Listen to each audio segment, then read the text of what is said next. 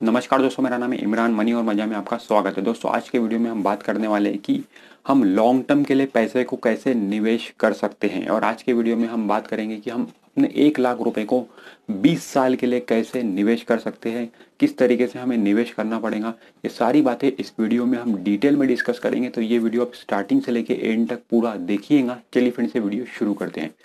Friends देखिए, long term investment की बात आज हम कर रहे हैं, मतलब 20 साल के लिए निवेश। ठीक है, ऐसी सोच बहुत कम लोगों की होती है। बहुत कम लोग ऐसा सोचते हैं कि मैं लॉन्ग टर्म के लिए स्टॉक मार्केट में पैसा डालूं।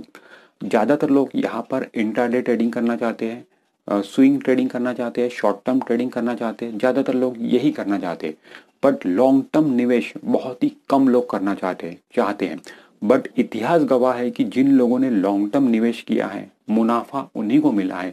और जो लोग यहाँ पे ये सोच के आए हैं कि मैं रातों रात यहाँ पे इंट्राडे ट्रेडिंग करूंगा और शॉर्ट टर्म ट्रेडिंग करूंगा और रातों रात यहाँ से करोड़पति बन जाऊंगा, तो वो करोड़पति तो नहीं बन पाए, बट रोडपति जरूर बन गए।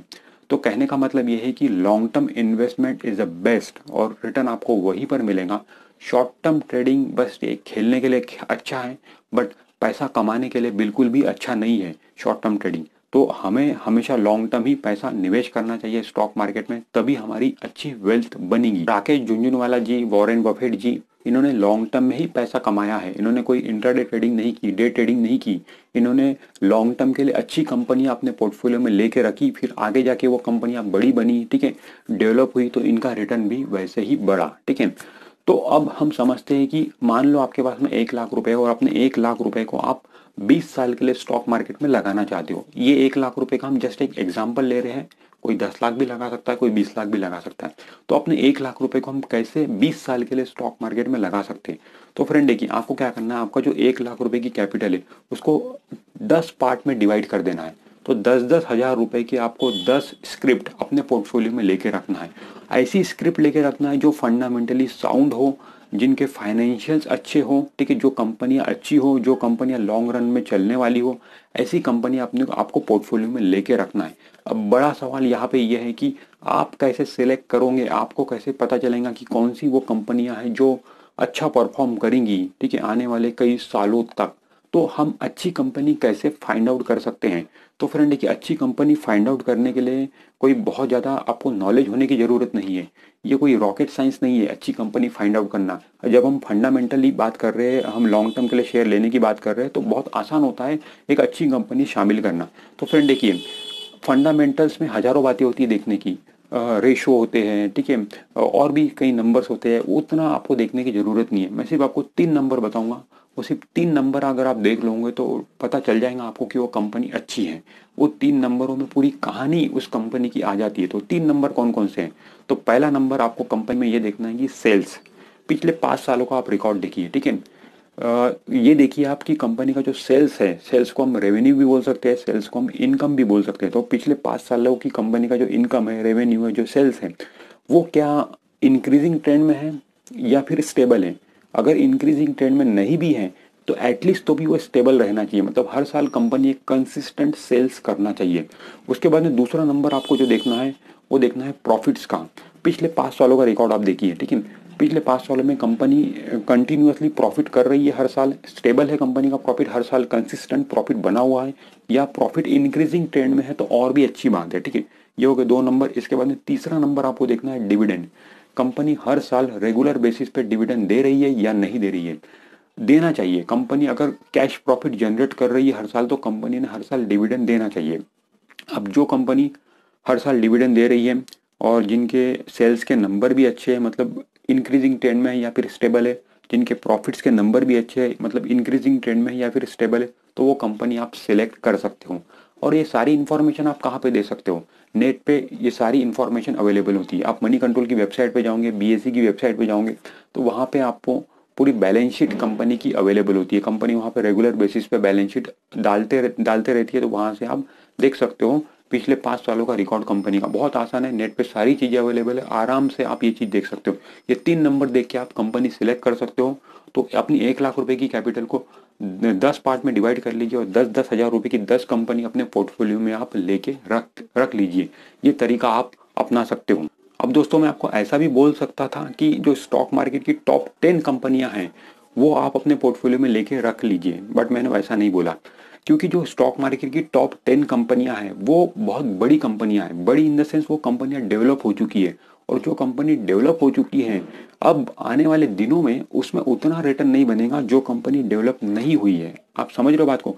जो कंपनी इस समय ग्रोइंग स्टेज में है, जो कंपनी इस समय डेवलपिंग स्टेज में है, उसमें ज़्यादा रिटर्न बनेगा, और जो कंपनी डेवलप हो चुकी है उसमें उतना ज़्यादा रिटर्न नहीं बनेगा।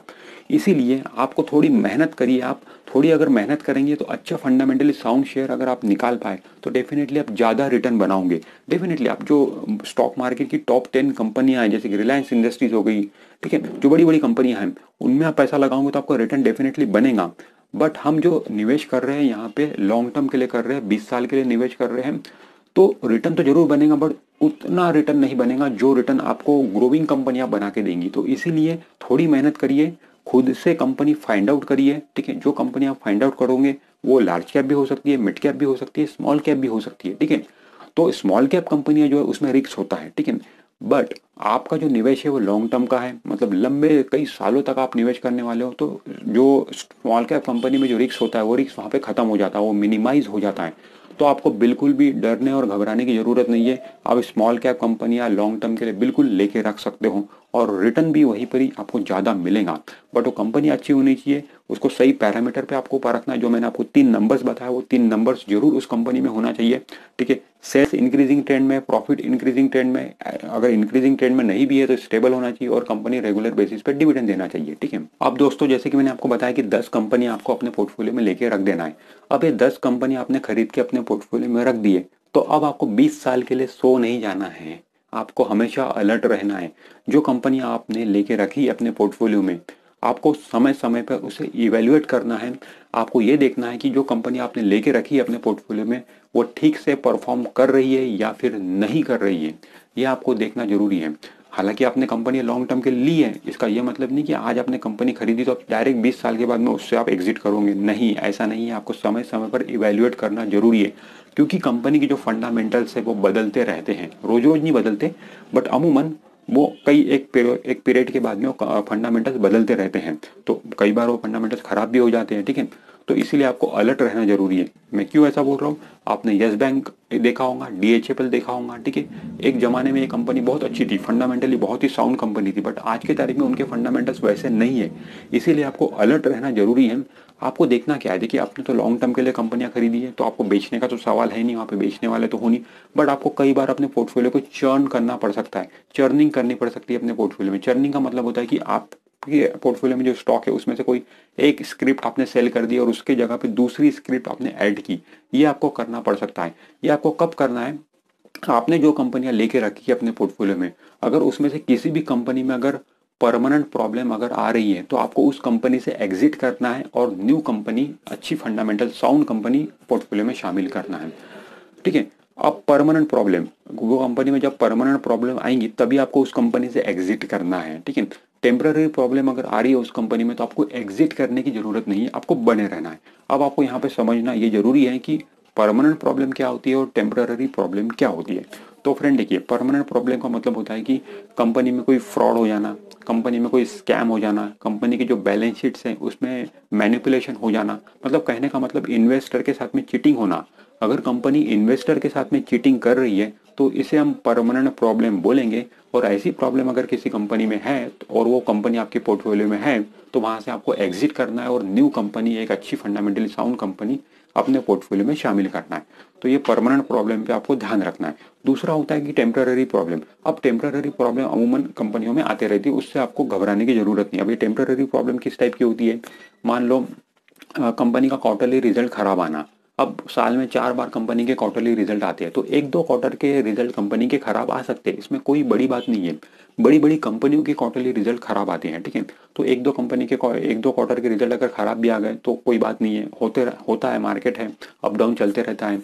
इसके बाद में एक होता है कि कंपनी के गोडाउन में अगर आग लग गई, ठीक है, तो ये भी एक टेम्पररी प्रॉब्लम है, क्योंकि देखिए स्टॉक मार्केट में सब बड़ी बड़ी कंपनियां लिस्टेड है, तो वो लोग सारी प्रोविजन करके रखते हैं। अगर उनका सबका फायर इंश्योरेंस होता है, अगर उनका गोडाउन का भी फायर इंश्योरेंस रहता है, तो गोडाउन में आग भी लग गई तो उनको कोई ज़्यादा नुकसान होता नहीं है। फायर इंश्योरेंस है तो सारी चीज़ें रिकवर हो जाती है, सारा पैसा रिकवर हो जाता है। थोड़ी बहुत प्रॉब्लम होती है कंपनी को, बट वो रिकवर हो जाती है, तो ये कोई परमानेंट प्रॉब्लम नहीं हुई है, ठीक है। इसके अलावा दोस्तों एक और है कि अभी मतलब कि कंपनी के जो मालक हैं उनकी डेथ हो जाना, अब ये कुदरत का नियम है कि जो आया है इस दुनिया में उसे तो एक ना एक दिन जाना है, ठीक है। अब कंपनियां स्टॉक मार्केट में खड़ी है, रिलायंस इंडस्ट्रीज खड़ी है, सन फार्मा खड़ी है, बड़ी बड़ी कंपनियां खड़ी है, तो इनके जब मालक की डेथ होंगी तो क्या ये कंपनी डूब जाएंगी कि नहीं डूबेंगी? क्योंकि ये इतने बड़े लेवल पे ये मालक अपनी कंपनी को ऑपरेट कर रहे हैं, तो ये अपने पीछे पूरी फील्डिंग आके जाते हैं। इन्हें पता है कि मेरे बाद भी ये कंपनी कैसे चलेंगी, ये पूरी फील्डिंग लगा के जाते हैं। तो हमें डरना नहीं है। अगर उनके मालक की डेथ भी हो जाती है तो हाँ, एक सडन फॉल जरूर आ सकता है कि लोग पैनिक होकर वो शेयर जरूर बेच सकते हैं, बट वापस से सारी चीज़ें रिकवर कर जाती है अगर प्रॉपर फील्डिंग लगी हुई है तो हाँ, एक बार जैसे कि जब रिलायंस इंडस्ट्री के जो धीरू भाई अंबानी जी थे उनकी डेथ हुई थी तो उस समय सडन फॉल रिलायंस इंडस्ट्रीज में आया था, बट वापस से सारी चीज़ें ठीक हो गई। तो कहने का मतलब वो है कि अब डेथ तो होना ही है, इतने भी माला की कंपनियों की इनकी कभी ना कभी तो डेथ होना ही है, बट कंपनी उनके बाद भी चलती रहेंगी, ठीक है, क्योंकि उनकी फील्डिंग वैसी होती है। तो इसलिए हमें उससे भी डरने और घबराने की जरूरत नहीं है। हमें कंपनी में बने रहना, हमें सिर्फ परमानेंट प्रॉब्लम पे नजर रखना है। जैसे कि मैंने आपको बताया कि स्कैम हो जाना, फ्रॉड हो जाना, इन्वेस्टर के साथ में चीटिंग होना, बुक्स ऑफ अकाउंट में मैनिपुलेशन होना, इस पे हमें ध्यान रखना। अगर ऐसी चीज नजर आ रही है तो हमें वहां से एग्जिट करना है और न्यू कंपनी शामिल करना है। अब दोस्तों आपको कैसे पता चलेगा कि जो कंपनियां आपने अपने पोर्टफोलियो में लेके रखी है उसमें परमानेंट प्रॉब्लम है या नहीं है, ये आपको कैसे पता चलेगा? तो इसके लिए दोस्तों आपको अपडेट रहना पड़ेगा, मतलब आपको बिजनेस न्यूज चैनल देखते रहना पड़ेगा कि जो कंपनी आपके पोर्टफोलियो में उसमें कुछ नेगेटिव न्यूज़ वगैरह तो नहीं है, ये आपको देखते रहना पड़ेगा। अब इसमें भी कई लोगों की शिकायत होती है कि हम तो जॉब में बिजी है, हमारा तो बिजनेस है, हमारे पास में तो इतना समय नहीं है टीवी देखने के लिए, तो हम कैसे न्यूज़ देख सकते हैं और कैसे अपडेट रह सकते हैं? तो फ्रेंड इसके लिए भी मैं आपको एक चीज़ शॉर्टकट बता देता हूँ कि जो बिजनेस न्यूज़ चैनल होते हैं उनके हर घंटे मतलब 10 बजे, 11 बजे, 12 बजे हर घंटे वो लोग हेडलाइन चलाते हैं। वो हेडलाइन हार्डली 30 सेकंड की होती है।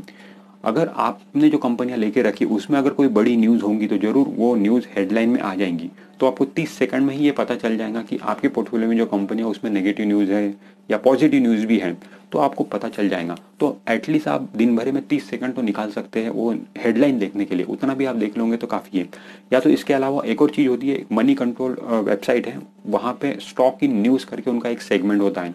वो सेगमेंट में जाके भी आप देख सकते हो कि वहाँ पे वो ये बताते हैं कि आज के दिन कौन कौन से शेयर्स है जिसमें न्यूज़ हैं, ठीक है, कौन कौन सी कंपनियां है जिसमें न्यूज़ हैं, तो वो आप पढ़ सकते हो। अगर आप उसे पढ़ना नहीं चाहते तो वहाँ पे ऑडियो फॉर्मेट भी होता है, ऑडियो पे आप क्लिक करोगे तो आप सुन सकते हो कि क्या न्यूज़ है उन कंपनियों में, ठीक है। तो उस हिसाब से भी आप अंदाज़ा लगा सकते हो कि आपके पास कोई कंपनी है तो उसमें क्या न्यूज़ है और आपको क्या रिएक्ट करना है।